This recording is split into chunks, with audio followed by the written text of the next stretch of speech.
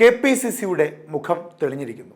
KPCC അധ്യക്ഷനായി സണ്ണി ജോസഫും ഒപ്പം വർക്കിംഗ് പ്രസിഡന്റുമാരായി AP അനിൽകുമാറും ഷാഫി പറമ്പിലും PC വിഷ്ണുനാഥും കൂടെ UDF കൺവീനറായി അടൂർ പ്രകാശും എത്തിയതോടുകൂടി മുഖം ആകെ തെളിഞ്ഞിരിക്കുന്നു. ഇനി താഴെ തട്ട് കുറച്ചുകൂടി ഭദ്രമാക്കേണ്ടതുണ്ട്.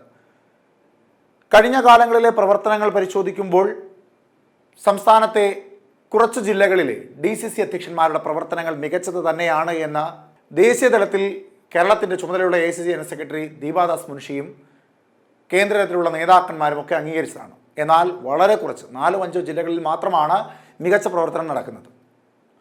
എന്നാൽ ബഹുഭൂരിപക്ഷം വരുന്ന ജില്ലകളിലും കാര്യമായ രീതിയിലുള്ള പ്രവർത്തനങ്ങൾ നടത്തുന്നില്ല എന്ന കണ്ടെത്തലോടുകൂടിയാണ് മുഖം മാറിയ KPCC ഇനി താഴെ തട്ടുകളും കുറച്ചുകൂടി മെച്ചപ്പെടുത്തണം എന്ന ധാരണയിലേക്ക് എത്തുന്നത്.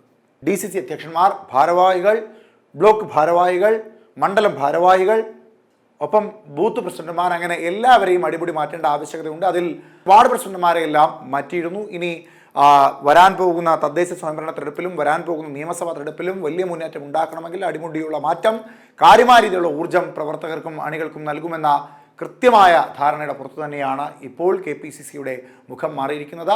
KPCCയുടെ മറ്റു പുനഃസംഘടന വേഗത്തിൽ പൂർത്തിയാക്കാനുള്ള നിർദ്ദേശമാണ് ഇപ്പോൾ വന്നിരിക്കുന്നത്.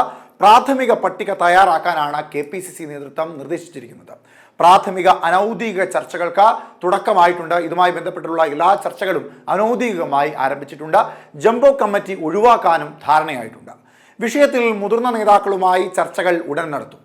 KPCCക്ക് 5 ഉപാധ്യക്ഷന്മാരെ നിയമിച്ചേക്കുമെന്നാണ് പുറത്തുവരുന്ന സൂചനകൾ. ഇപ്പോൾ KPCC അധ്യക്ഷൻ, വർക്കിംഗ് പ്രസിഡന്റുമാർ, കൂടെ UDFന്റെ കൺവീനറായ അടൂർ പ്രകാശ്, ഇങ്ങനെയാണ് പുതിയ നേതാക്കന്മാരെ നിയോഗിച്ചിട്ടുള്ളത്. എന്നാൽ ഉപാധ്യക്ഷന്മാരായി 5 പേരെ നിയമിക്കുമെന്നുള്ള സൂചന ഇപ്പോൾ പുറത്തു വരുന്നു. 30 ജനറൽ സെക്രട്ടറിമാരെയും നിയമിച്ചേക്കും. അതായത് അടപടലം KPCCയുടെ മുഴുവൻ മുഖവും മാറാൻ പോകുന്നു. ആദ്യഘട്ടത്തിൽ ഉപാധ്യക്ഷന്മാരെയും ജനറൽ സെക്രട്ടറിമാരെയും, രണ്ടാം ഘട്ടത്തിൽ സെക്രട്ടറിമാരെയും നിയമിക്കാനാണ് തീരുമാനം. DCC പുനഃസംഘടനയും വേഗത്തിൽ പൂർത്തിയാക്കുവാനുള്ള ശ്രമം നടക്കുകയാണ്. മുതിർന്ന നേതാക്കളുടെ അഭിപ്രായമാണ് പുനഃസംഘടനയിൽ വളരെ നിർണായകം. നിലവിൽ ചൊവ്വാഴ്ച KPCC ഭാരവാഹി യോഗം വിളിച്ചിട്ടുണ്ട്. നിലവിലെ ഭാരവാഹികളുടെ യോഗമാണ് കാര്യങ്ങൾ കുറച്ചുകൂടി വ്യക്തമാക്കുക. മുൻ അധ്യക്ഷന്മാരും യോഗത്തിൽ പങ്കെടുക്കും. അതേസമയം മുൻ KPCC പ്രസിഡന്റ് K സുധാകരന്റെ പരസ്യ പ്രതികരണത്തിൽ മുതിർന്ന നേതാക്കളിൽ അതൃപ്തി പുകയുകയാണ്. K സുധാകരൻ പുതിയ നേതൃത്വത്തെ പ്രതിസന്ധിയിലാക്കിയെന്നാണ് നേതാക്കളുടെ വിലയിരുത്തൽ. സുധാകരന്റെ പ്രസ്താവന അനവസരത്തിലാണെന്നാണ് നേതാക്കളുടെ വിമർശനം. നിലവിൽ സുധാകരന് പരസ്യ മറുപടി നൽകരുതെന്നാണ് ഹൈക്കമാൻഡ് നിലപാട്. പരസ്യ വിമർശനങ്ങൾ തുടർന്നാൽ ഇടപെടാനാണ് ഹൈക്കമാൻഡിന്റെ നീക്കം.